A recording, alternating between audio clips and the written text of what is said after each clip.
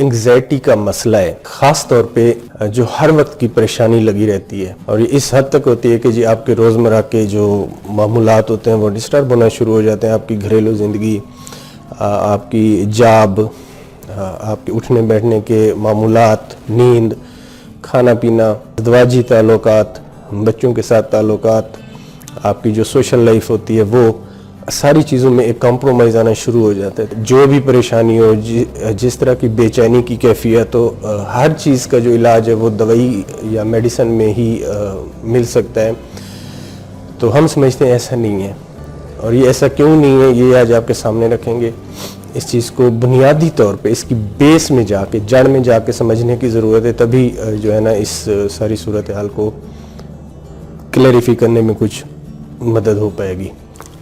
عام طور پہ ہم پریشان ہوتے ہیں، ہم میں سے ہر کوئی کسی وقت کسی لمحے پریشان ہو سکتا ہے۔ بعض کا ہمیں لگتا ہے کہ جی آج کوئی برا دن تھا، اکثر یہ ہم کہتے ہوئے پائے جاتے ہیں کہ جی آج بیڈ ڈے تھا، آج اچھا دن تھا۔ سب سے بنیادی چیز یہ ہے کہ یہ ایک نارمل چیز ہے، اس چیز کو سمجھنا چاہیے کہ اگر یہ جذبات کی جو اتار چڑھاؤ ہے، اس کو اگر ختم کر دیا جائے یا یہ ختم ہو جائے تو یہ ایک انسان کے لیے ایک بڑی بدقسمتی کی ایک چیز ہوگی کہ جی وہ بالکل ہی جذبات سے عاری ہو جائے۔ پہلی بات تو یہ ہے کہ جی اچھے جذبات آنا، برے جذبات آنا، خوشی، غمی، اداسی، بعض کا غصے کی کیفیت، بعض کا ڈسگسٹنگ کی کیفیت، اکتاہٹ،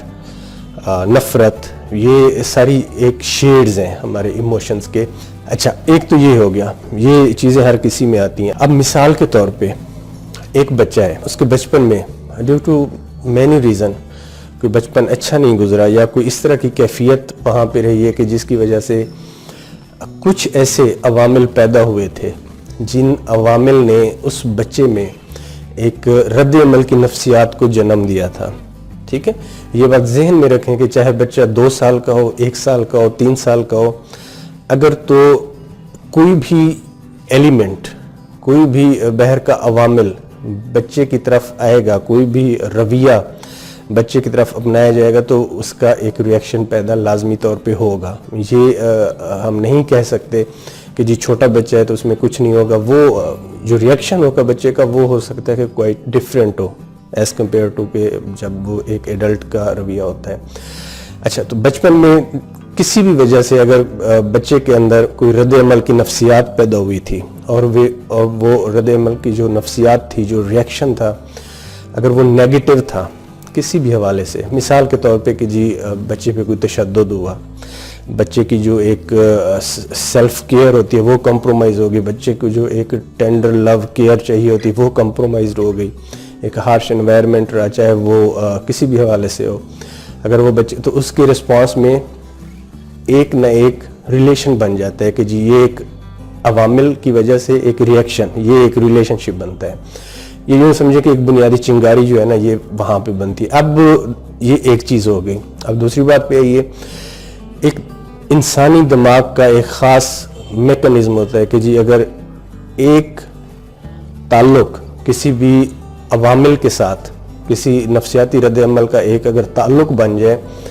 تو پھر یہ تعلق صرف اس ایک کڑی تک محدود نہیں رہتا، پھر آنے والے دنوں میں، آنے والے وقت میں یہ پھیلنا شروع ہو جاتا ہے۔ اب ظاہر سی بات ہے، آپ اور ہم ایک انوائرمنٹ میں رہتے ہیں، یہاں پہ اپس ڈاؤنز ہوتے ہیں، کبھی خوشی ہوتی ہے، کبھی غمی ہوتی ہے، تو اس اب انوائرمنٹ میں ایسے عوامل ضرور پائے جاتے ہیں جو کسی نہ کسی شکل میں ان عوامل کے ساتھ جو کہ بچپن میں جنہوں نے بچے میں نفسیات، رد عمل کی نفسیات پیدا کی تھی، یہ عوامل اب جو ایڈلٹ لائف میں بچے کو، جو انسان کو نظر آتے ہیں، سم ہو اس دبی ہوئی چنگاری کو ابھارنے کا کام کرتے ہیں۔ پیشنٹ کو یہ بتایا نہیں جاتا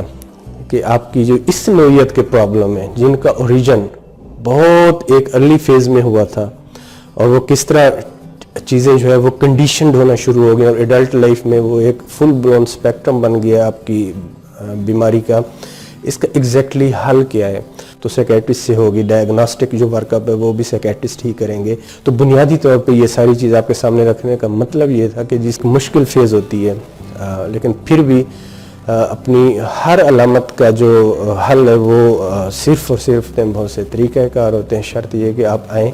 اپنی ایویلویشن کروائیں تاکہ خاص طور پر اس نوعیت کی جو بیماریاں بتائی ہیں اس حوالے سے بہت سی بیماریاں ہوتی ہیں جن میں سائیکو تھراپی کا جو رول ہے وہ بالکل اینڈ میں آتا ہے. ٹو بگن ود ہمیں میڈیسن سے ہی جو ہے نا وہ ٹریٹ کرنا پڑتا ہے, وہ ضروری ہوتا ہے, لائف سیونگ ہوتا ہے.